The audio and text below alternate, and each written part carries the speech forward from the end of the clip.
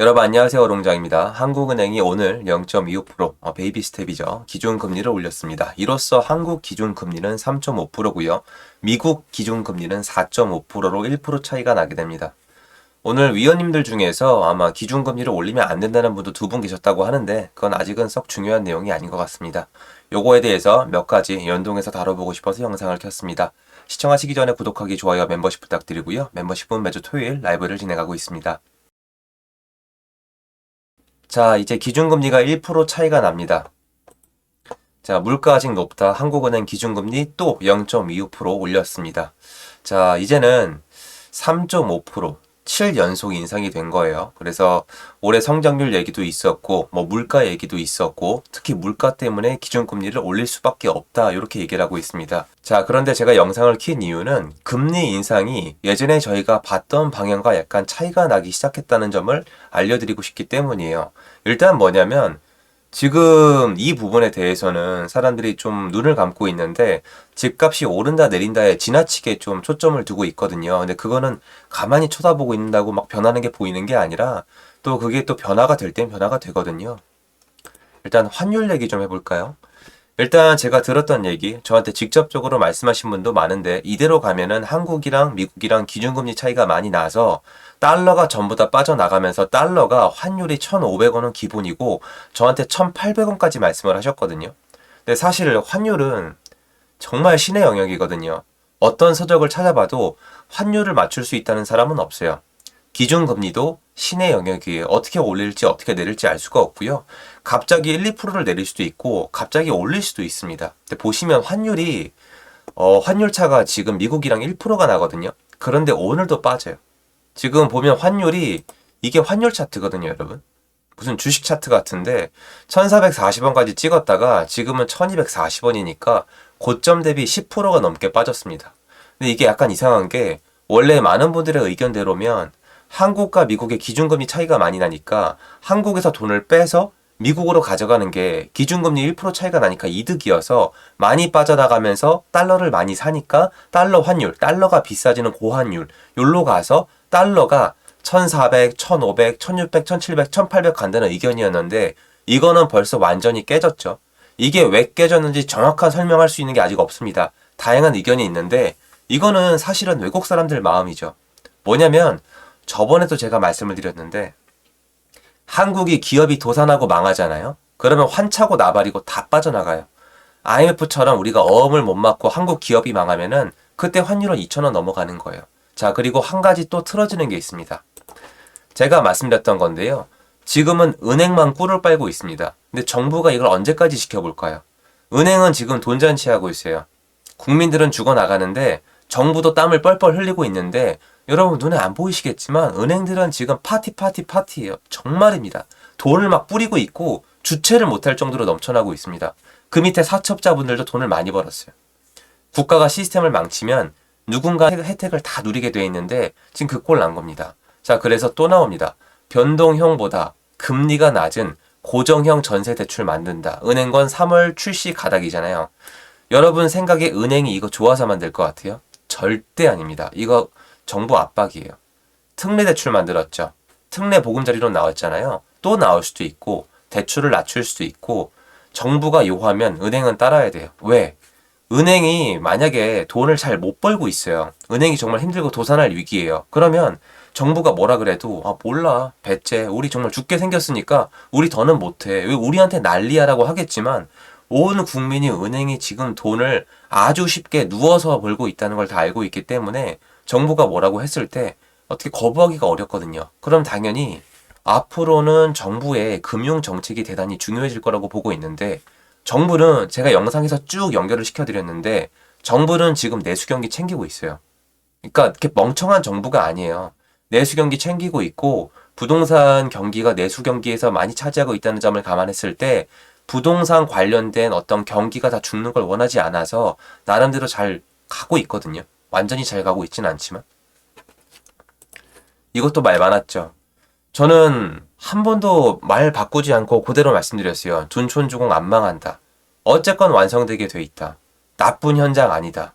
평형이 어쩌고 저쩌고가 아니라 그리고 악성 미분양으로 이어지지 않을 것이다. 그리고 정부 입장에서 만약에 둔촌주공 파토 내면은 앞으로 주택 공급에 빨간불이다. 장기적으로 봤을 때 주택가격 폭등의 씨앗이 될 수가 있다고 말씀을 드렸는데요.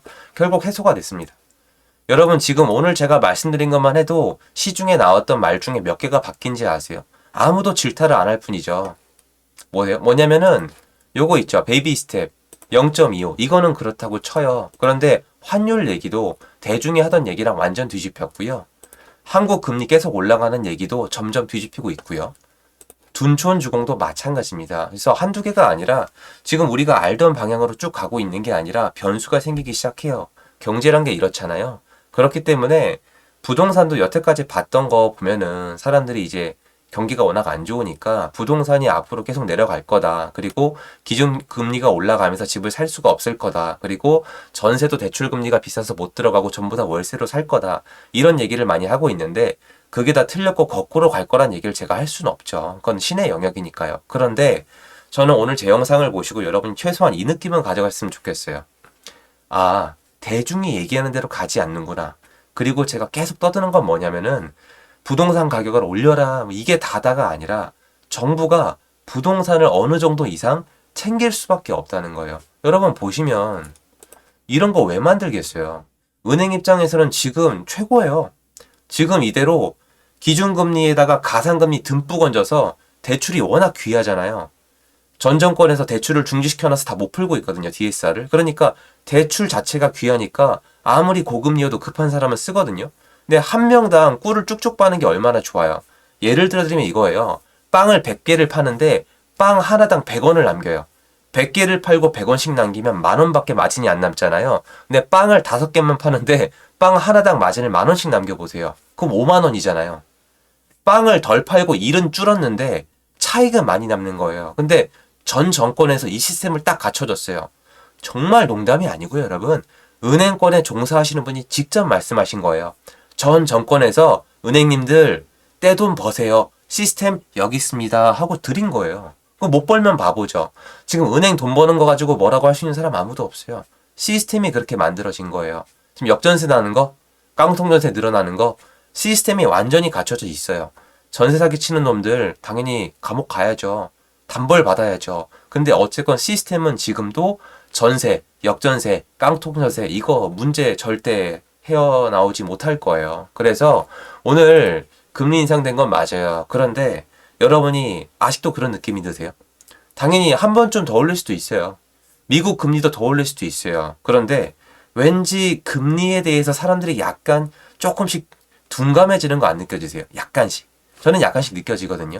그럼 앞으로의 방향성도 사람들이 지금처럼 얘기한 것처럼 거시경제가 어쩌고 저쩌고 뭐 금리가 어쩌고 저쩌고 보다는 뭔가 예전에 사람들이 얘기하던 거랑 틀이 약간은 변하고 있네.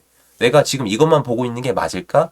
이걸 한 번쯤 좀 생각해 봤으면 좋겠습니다. 그리고 지금은 미약한데 기사를 찾아보시면 요번에 한국은행이 기준금리 0.25로 올리기 전에 위원님들 두 분이 금리를 올리지 말자고 의견을 내셨어요. 그리고 그분들이 실명을 오픈하셨거든요. 오픈하게 돼 있긴 한데 그건 뭔 뜻이냐면 어떤 여론이나 그리고 이 내부적으로도 기준금리에 대해서 한국 경제가 지금 버텨낼 수 있는 한도점에 대해서 얘기하고 있는 건데 이게 왜 이러냐면 내수 경기가 너무 안 좋기 때문이에요.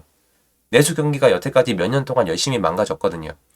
아니 막말로 여러분 세금 퍼가지고 일단 쓰고 봤는데 있는 돈 없는 돈 끌어다가 미래 세대가 쓸 돈을 다 땡겨다 썼는데 지금 와서 내수 경기가 좋을 리가 없잖아요. 내수 경기가 이렇게 안 좋으는데 여러분 생각하셨을 때 만약에 한국이 부도가 날 정도로 안 좋아지면 환율이 이렇게 되겠습니까? 한국이 망하고 기업이 망가졌다. PF 대출 결국엔 망가뜨리고 채권 시장 다 망가졌다. 그럼 여기서 안 끝나고 지금 환율 1,500원 넘어가 있어야 되거든요. 일단은 잘 하고 있다는 거예요. 한국은 수출형 국가이기 때문에 어쨌건 이 환율을 방어하지 못하면 굉장히 어려워질 수가 있거든요. 전 제가 봤을 때 지금 기준금리를 올리는 거 하나만 가지고 부동산이나 내수 경기의 방향을 보는 거는 이제는 다소 무리가 있다고 봐요. 그래서 수급이나 아니면 금융 정책이나 아니면 앞으로 사람들의 움직임 여러 가지를 도합해서 봐야 된다고 생각이 듭니다. 그래서 혹시 아직도 금리만 보고 계신 분들에게는 올해는 금리 외에 다른 요건들을 좀 많이 볼 때가 아닌가 이 얘기하고 싶어서 영상을 켰습니다.